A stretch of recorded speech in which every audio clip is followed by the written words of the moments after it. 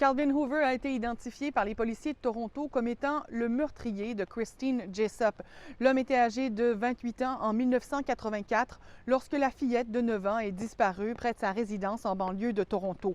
L'ADN retrouvé sur le corps de la victime a récemment été envoyé à un laboratoire américain afin de procéder à des analyses d'ADN basées sur une nouvelle technologie d'extrapolation généalogique. Le nom de Calvin Hoover figurait donc parmi une liste de suspects possibles.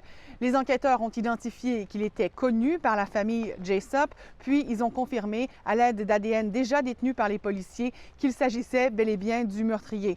Toutefois, il ne fera jamais face à la justice puisqu'il est mort en 2015.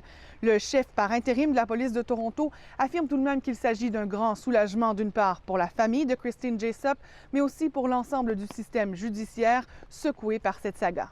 Has impacted the entire judiciary and the legal system in terms of prosecutors, defense counsel, judges, and everyone that have been involved in this process. And I think I'd be pretty safe to say that I think we are all genuinely relieved that the person actually responsible for this has finally been identified.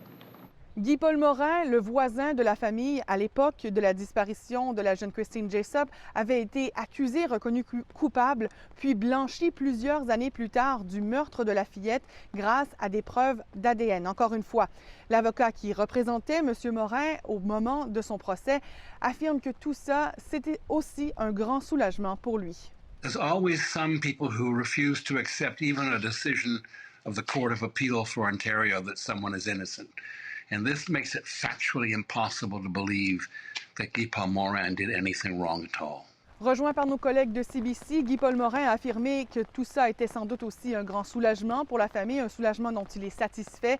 Il a souligné que selon lui, le système judiciaire a failli dans son cas, mais qu'au moins la science l'a sauvé. Ici Catherine Brulotte, Radio-Canada, Toronto.